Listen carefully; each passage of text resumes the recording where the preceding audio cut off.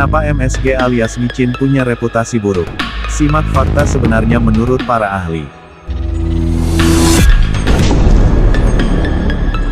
Selama bertahun-tahun, monosodium glutamat (MSG), atau yang juga dikenal sebagai mecin atau micin, selalu memiliki reputasi yang buruk terhadap kesehatan. Reputasi MSG sebagai bahan penyedap tidak sehat terus terpelihara, walaupun hampir tidak ada bukti yang menunjukkan kebenaran reputasi tersebut. Lantas, mengapa MSG bisa mendapatkan reputasi buruk tersebut? Dilansir Discover Magazine, reputasi buruk MSG muncul ketika seorang ilmuwan menulis sebutan Chinese Restaurant Syndrome dalam surat yang ia kirimkan ke The New England Journal of Medicine dan terbit pada 1968. Ilmuwan bernama Robert Homenkopf tersebut mengalami gejala yang buruk setelah memakan banyak makanan China. Gejala-gejala tersebut diantaranya adalah detak jantung tak beraturan, tubuh yang terasa lemah, dan sensasi lumpuh yang aneh. Dalam surat tersebut, ia menyebut bahwa MSG yang ditambahkan dalam makanan China tersebut bisa jadi biang kerok di balik gejala yang dideritanya. Lama-kelamaan reputasi buruk tersebut semakin bertumbuh dan kuat. Gejala-gejala yang dilaporkan terkait dengan MSG pun bertambah, seperti sakit kepala, berkeringat, mual, dan sakit pada dada. Kepanikan yang muncul soal bagaimana para koki di restoran China menggunakan MSG ini semakin lama semakin bertumbuh.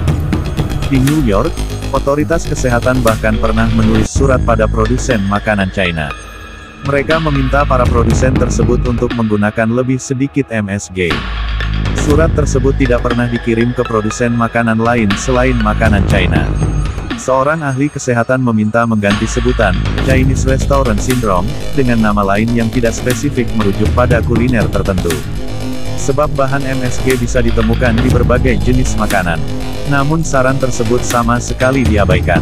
Seperti tertera dalam penelitian berjudul Ted Wonton Soup HC, The Chinese Restaurant Syndrome, MSG and the Making of American Food, tahun 1968 sampai tahun 1980, karya Ian Mosby dan terbit dalam Social History of Medicine, volume 22, isu 1, April tahun 2009. Mosby menulis bahwa masih banyak penelitian hingga tahun 1980-an yang dilakukan terkait gejala yang disebabkan MSG. Penelitian-penelitian itu masih menggunakan nama Chinese Restaurant Syndrome. Beberapa penelitian yang pernah dilakukan terkait hal ini dilakukan sekitar tahun yang sama. Dilansir Men's Health, para ilmuwan meneliti sekelompok tikus yang masih kecil yang diberi suntikan MSG dalam dosis besar.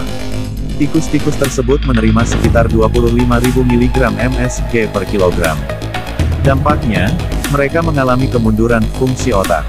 Ketika tikus tersebut tumbuh dewasa, mereka punya ukuran tubuh yang lebih kecil. Mereka juga mengalami obesitas dan kesulitan reproduksi.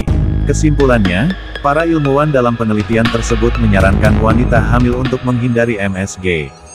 Mereka takut bahwa dampak yang sama akan terjadi pada bayi-bayi yang sedang dikandung. Hingga kini, masih banyak restoran yang memberi label tanpa MSG pada makanan mereka untuk menenangkan orang-orang yang merasa mengalami gejala ini setelah mengonsumsi MSG. Fakta MSG yang sebenarnya. Dilansir Smithsonian Magazine berdasarkan penelitian Ian Mosby, penelitian yang dilakukan banyak ilmuwan berusaha membuktikan bahaya jangka pendek ataupun jangka panjang dari MSG. Selain penelitian yang melibatkan tikus tersebut, ada juga penelitian yang melibatkan manusia. Individu-individu tersebut diberikan dosis 3 gram MSG per 200 ml sup. Mereka menunjukkan gejala yang cocok dengan Chinese Restaurant Syndrome.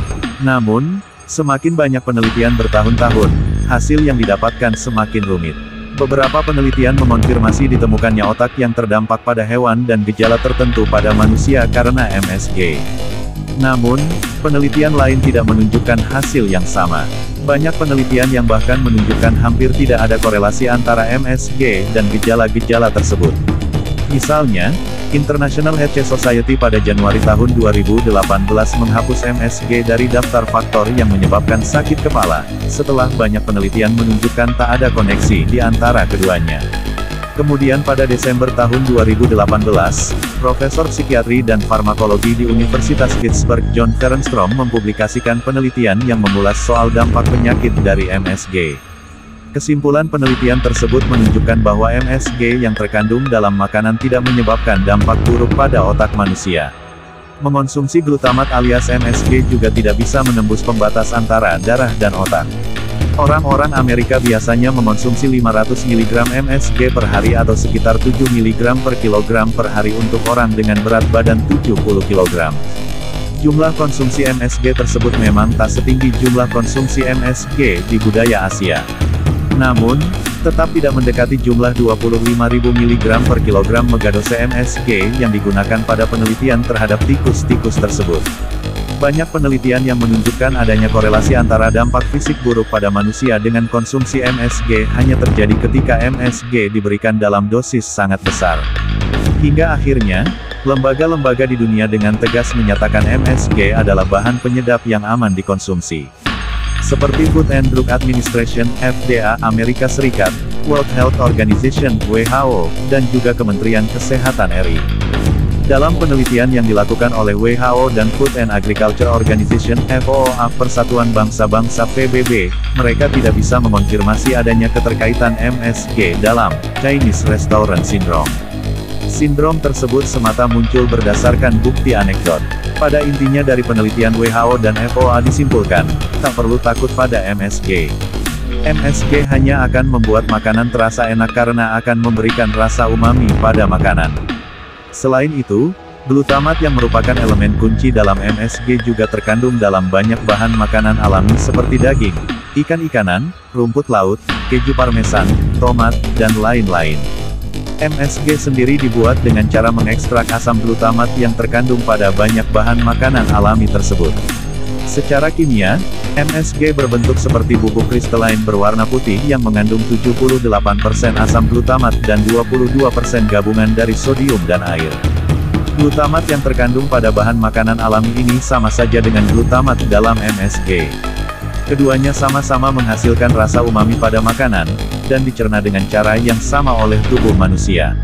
Seperti dijelaskan oleh Amy Cheng Folmer, seorang profesor biologi di Swarthmore College. MSG bagaimanapun dibuat dengan cara mengekstrak glutamat alami dari bahan makanan tertentu.